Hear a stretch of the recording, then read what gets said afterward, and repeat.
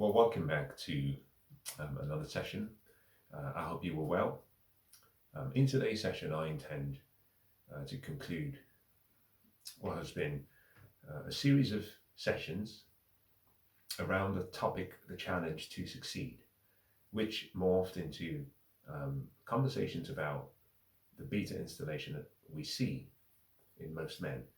Uh, I provided observations and traits that I think can help men recognize whether they have or whether they are operating as what we would call beta males or uh, beta men, but also to help women recognize whether the men who are in their lives or the men that they intend to have an emotionally profound relationship with will be considered um, as having beta tendencies. I went through a number of character traits and behaviors and observations. I provided 15. I made it clear that it wasn't an exhaustive list. There are other things that can be added, but I have to stop somewhere. So I provided 15. Now, in today's session, I intend to bring to a close what has been, I think, an interesting series of conversations in order to allow me to move into another topic area. I made reference to in the last session how to fix it. You've identified the issue, but how do you fix it? And why do you need to fix it? Let me start by perhaps giving you a summary or bring you from, you might say, part one up until where we find ourselves today. Now, I started by making reference to the fact that, and perhaps this is a useful way of reminding everyone, that when I refer to beta or beta males or beta men, I'm not making a judgment of value. I'm not making a value judgment. I'm not making a position that is from a moral perspective. This is an amoral conversation. It's about you looking into yourself as a man and identifying whether you have tendencies that do not serve you in the long run in the best possible light.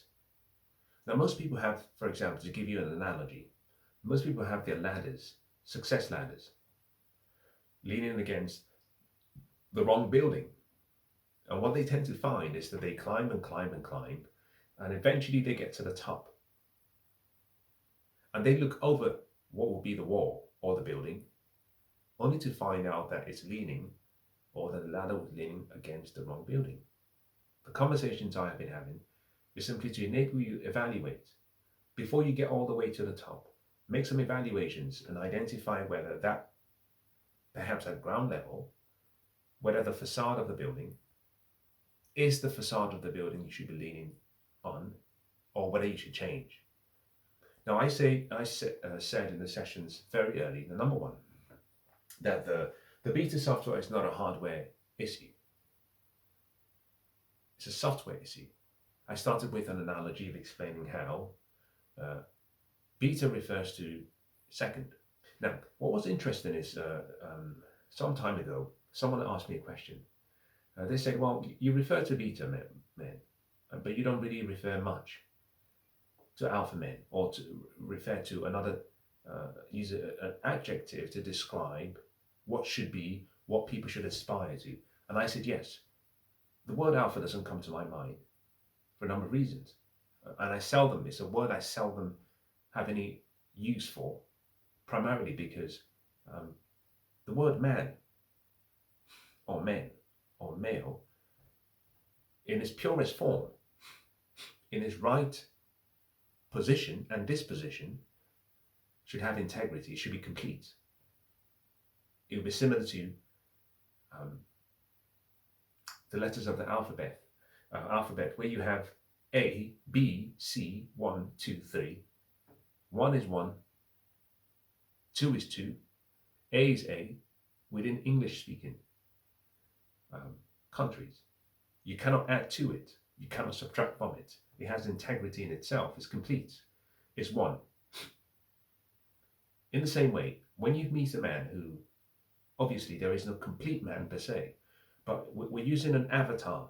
We're using an avatar to describe something that should be considered as the ideal. An ideal is an idea that you've fallen in love with. A complete man is one who is just called man. When we say beta men or beta man or beta male, we're simply saying that he has fallen short of what should be the ideal. So we don't use adjectives to ascribe additional meanings because it's complete within itself. I'll deal with that later as I move on. But the key part is that when I talk about beta, I'm referring to something that is synonymous with a software installation. Most men in the West have a feminine installation. Now, I should make it very clear, I'm not suggesting that if you're a kind man or loving man, romantic man, forgiving, playful, or have attributes of a feminine nature, that makes you a beta man or beta male. No, I'm not suggesting that whatsoever. What I'm saying is that there are behaviors and patterns, sometimes based on installations made by other people. Most of us run based on paradigms, a multitude of habits. These habits were behaviors of other people, installed or instilled in us from a young age, for which we do not know, or we are not consciously aware of the fact that at a subconscious level, something is operating our software system. At a subconscious level, we are being, you might say, enslaved into a pattern of behavior that we did not choose. Today's session will be a conclusion of how you can perhaps break that and why you should break that. And part of the reason has to do with the fact that there are generational consequences of staying in the beta frame and passing that, what I call software update or software gene, to your offsprings.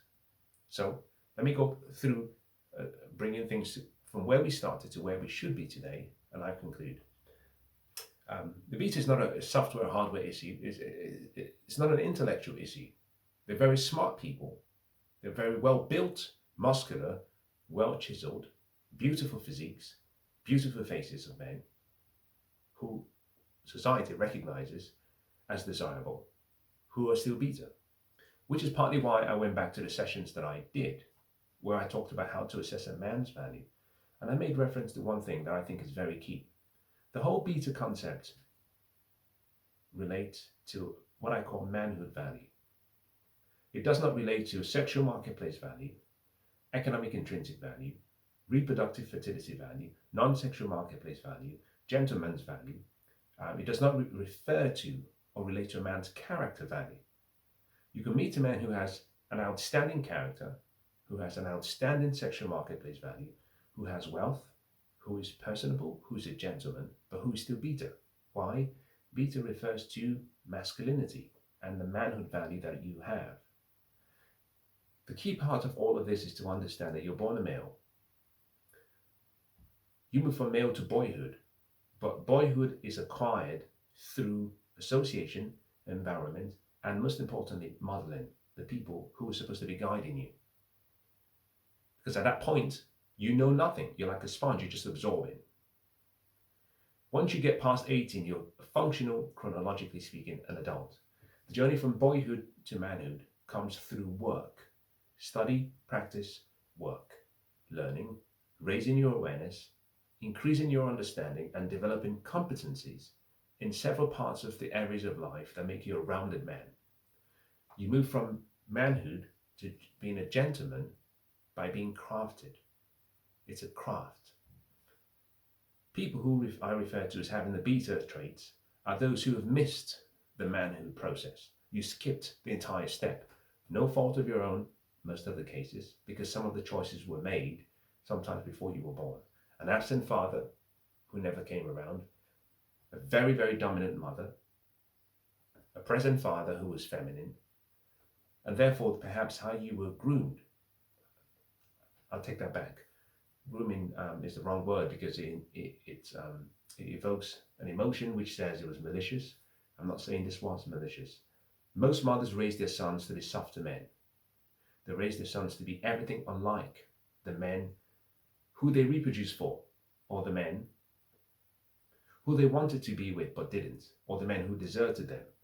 They raise their daughters to be harder women, to be independent, to be go-getters, and their sons to be son husbands or son friends. And they taught these young boys a feminine or installed in these boys a feminine software that runs on a masculine frame. That's the key part of what I've covered so far. I provided 15 character traits. I'm not going through them today. You can go back and watch. But what I'd like to do today is to actually go back and address what I consider in today's session the generational consequences to beta. The generational consequences to the beta approach. You have heard me say in the sessions that I covered the concept of the word sin. When I use that word, I don't use it lightly. And I think it's important you understand that I do not use it lightly, because it evokes an emotional feeling. In many ways, they are being judged. The associated word with sin is iniquities, which is more of a, you might say, a theological word about you doing something wrong. I do not use sin in the theological sense. I use sin from its original definition. You go back to Aramaic, or you go into archery. An archer who stood and was about to take aim and was about to fire to a target. If they fired and they missed the target, they were said to have committed one sin. Sin means to miss the mark. The question is, what is the mark? It's completeness as a man, or the ideal of masculinity. You don't have to get there, but you can be progressively moving in that direction. Most men in the West have an image of masculinity which is not the ideal. It's what we have been taught over the past 60, 70 years. Now, many of you, and I hope you are skeptical about what I'm sharing, because that's the essence of being a great thinker. I often say in my videos, don't accept what I share. Don't reject what you hear. Please don't neglect what I'm giving you. Take the information away with you. Process the information. Ask yourself a simple question. Can this help me achieve my dreams and goals? If the answer is yes, discard it. Put it aside. Don't throw it away, just put it aside. In 10 years, in 5 years, in 6 months, you might revisit it and realize that you're now ready to receive something for which previously you were not ready to receive. But I want you to be skeptical about what you're hearing overall. Don't just absorb it. And as I shared, think about whether you agree or you disagree. That is the essence of being someone who has the ability to use their logical and their rational mind. When we miss the mark, we sin. We have the ideal, but we have a picture of what that ideal should be. Most modern men in the West, in the past 70 years, have been given the wrong picture of what masculinity should look like. As a matter of fact, the original avatar masculinity has been under attack. So most young men shy away from what we call masculine men. We think it's something wrong, something malicious, something toxic. Several names are used: misogynistic, sexist, dominant, abusive. You can think of it, narcissistic, everything. Anything good associated with manhood has been under attack for 70 years. But we still cannot deny of its existence and the avatar being good. Now, even if you go back to, here's a key part of perhaps what I should share. We thank, we look to Christ for the gospel, and we're grateful for that. We look to Moses for the Pentateuch, or what we call the Torah, and the books, the 5 books, and we're grateful for that. We look to the Quran and Muhammad for great inspiration, but there's a key part of each of those books, something that connects, something I would like to share, which is whether you believe in a concept called God, or whether you think it's a fictional story, it doesn't matter, but there is an essence in the very first early books where it says, and God created man, created them male and female, and it was good. It was good. To make it more specifically, it was very good. Right, to quote more specifically, it was very good. Meaning, in our purest form, the ideal that we aspire to is good. What I have been sharing in the session to follow previously was a way of you assessing to see whether that ideal picture you have in your heart, whether it calls towards you or calls you towards it in a manner that indicates back to you that it is good. There are generational consequences of being in the beta frame. Hence, the question I put forward at the end of today's session was just, how can you fix it? Now think about this carefully. There are patterns of behaviors that we have, that you have, that I have, that have been transferred from my father to me. I am a reflection of my father and my mother. We talk about science, and we have the chromosomes of the mother and that of the father coming together, 50% of each, to form myself.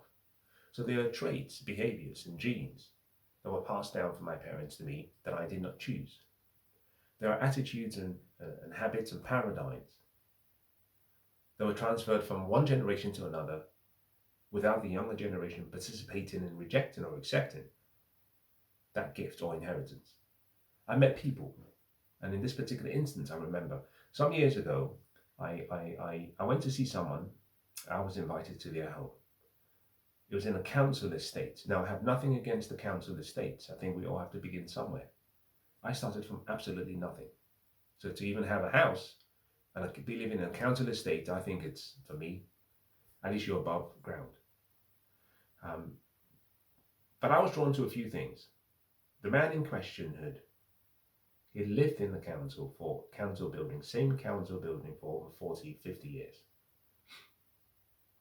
His sons and daughters,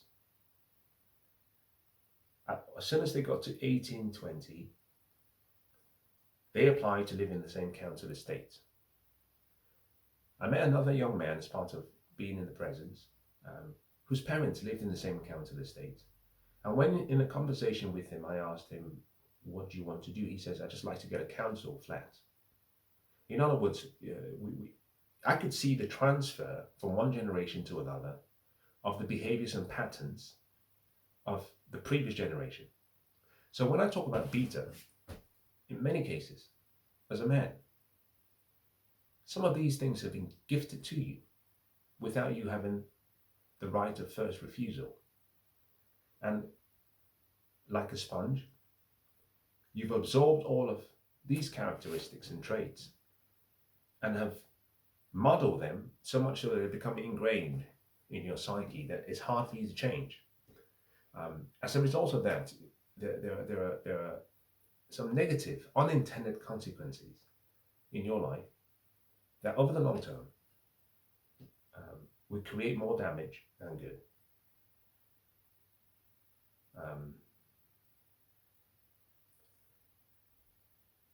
It's not unusual to meet people for whom, and perhaps a great example would be the person who has the first drink of alcohol feels great. Second bottle of alcohol feels great if it's just a bottle of beer. By the time you've had many bottles, it doesn't feel as good. If you become an alcoholic, it doesn't feel as great. You become dependent on it. To wean yourself away from that dependency will come with some pain and discomfort. Most people, the pain of making the change outweighs the pain of staying where they are, so they remain where they are.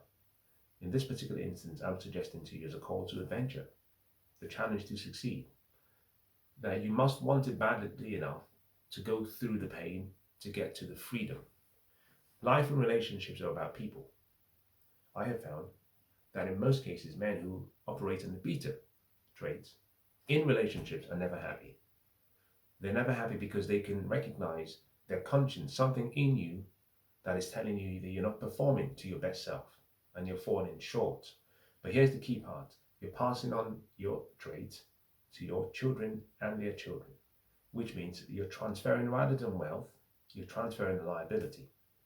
Because there is no place in the animal kingdom where the female of the species leads the male of the species in mass.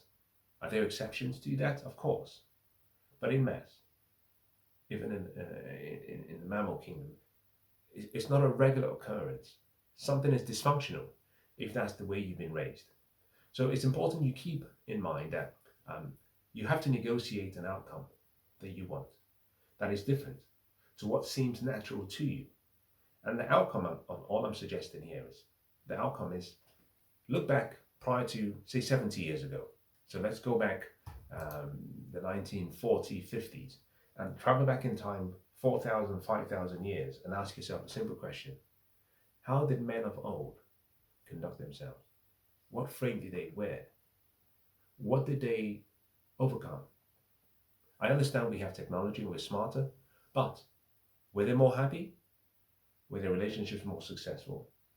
And the answer is always yes. And in the past 70 years, having solved the issue about survival, we're doing a horrible job in actually finding peace in relationships, which most people who have studied anthropology, sociology, philosophy, psychology, even psychiatrists will tell you. In most cases, more than 80% of our happiness will come from our relationships. And usually our loving relationships. And for that to be the case, relationships are reciprocal. But most important, relationships are about solving problems. If no one had a problem, they wouldn't need you. And your ability to solve problems requires that you understand your function as a man, your abilities as a man, and the gifts you've been given as a man, and that you stop behaving like a woman. A bird flies, it does so effortlessly. Same bird in the sea will drown. Why? It was never designed to function like a fish. A fish in the water, genius. Take the fish out of water, it struggles and it dies because it is not supposed to live like a human being above water. Inherent in each and every one of us, we have a purpose and a function. And when we live according to that purpose and function, we thrive, we are successful. A man who is a beta male lives off that function. Sometimes it's like a wheel alignment, a few degrees to the left or to the right. For some cases, it's much bigger. How do you fix this? I conclude. It's a simple way. Number one, accountability, humility, and acceptance. Accountability simply means you take account. Sit down and take account of your life. Take stock. Look at the 15 items I have provided, or the sessions I have covered so far, and ask yourself a simple question. Does this apply to me? Irrespective of how painful it may be, does this apply to me? Now, if you cannot tolerate the person speaking, close your eyes and listen to the resident speak. The message is still the same. 2 plus 2 is equal to 4, irrespective of how you like the word 2, or whether you like the word plus. It's still the same outcome. Accountability simply means you take account and you audit your life and ask yourself a simple question. Do I want to live like this? And do I feel whole? Does my conscience and myself feel at peace? Is there alignment between my behavior and between that ideal that I aspire to be? That's the first. Humility simply means that you don't get too arrogant and think this is a diss against you as a man or your boyfriend or the men in your life. It isn't. Be humble. Humble comes from the word humus. Humus comes from the word soil. Humus man, meaning you're a human being. You come from soil. From dust we come, to dust we return. We're all reduced to the same thing. So there is no feeling of superiority against someone or feeling inferior. We're all the same. But humility simply means that you accept that perhaps there is something wrong. Now, if you audit yourself and you realize that I am wrong as a teacher, then I'm happy with that, because all I've simply done is afforded you the opportunity to check. In which case, I've done my service, which is I stopped you on your tracks and made you think. Acceptance. Whatever the outcome, you go through the 15 items I provided, or the many items I might provide later on, if I choose to come back to a similar follow-up series, you just simply accept. You might go through the 15 items and say, well, about 10 of them apply to me. It is what it is. I can't fight the spirit. So I'm going to own this. I'm going to accept it. I remember very clearly something someone said to me many years ago. He said, to make a change in your life, because if you want to change your life, you must be willing to change your life. And that isn't necessarily a play on words. It simply means if you want to change your life, then you must be willing to change your life. To do that, first of all, see things as they are. Not the way you would want them to be. Don't deceive yourself. Don't make yourself feel better about what isn't. See things as they are and accept it. Number two, see things as you would wish them to be. In other words, the end. Number three, get going. Move from where you are to where you want to be. So accountability, humility, and acceptance is the first step. Now, once you've gone past that step, there's a piece that comes to you, which is you're not where you want to be, but you've shut off denial away from what could be a transformative process. You've accepted. Step two, see things as you would wish them to be. And the important part of this is the question why. Yes, you've identified where things are. Where do you want them to be? Where do you want to be? Who do you want to be? Why do you want to be that person? Now, identify the ideal person you want to be, why you want to be that person, and when you like to be that person. A goal without a timeline is simply an objective. When? There is no need saying, well, I can see that all of these traits are in me, and I just need time to fix myself. Some people tiptoe their way slowly to death. Why? No sense of urgency, no sense of focus, no sense of meaning. Identify who you want to be, why you want to be that person, and when. Put a timeline so that you have a sense of urgency and focus. Now, once you've done that, this perhaps I think is the great part, because when you start identifying who you want to be, you're dreaming. You're using your vision, you're using your imagination to create what could be. Now, number four is you have to identify the resources you would need to get you from where you are to where you want to be. Resources, I say to you, put in two groups. Time and money. Time and money. You're going to have to invest something. Time to study, time to listen to people, time to have an audit, time to sit down with a professional counselor, therapist, clinician, find yourself a coach, a mentor, and start making changes. You need time and money. In other words, you will have to invest. This is not something you can just do on your own. We do not do our dentist's tasks ourselves. We don't do our dentistry ourselves. We seek professionals. You will need a professional. You will need people who have seen much more than you can, and people who represent the ideal model that you wish to become. Now, once you've done this, create a plan. Create a plan. Create a plan, get around the right people. Because you need two things: activity and inspiration. Be around people whose lives you want to emulate, so that you can, through association, start to become like who you should be, but also through study, planning, action, you can then advance confidently in the direction of that goal that you have. Find yourself a coach, find yourself a mentor, and here is number 6, and a very important part of the whole process. Get to work. Like the Nike sign, just do it. Don't think about it, just do it. And I will leave you with the following conclusions as I close.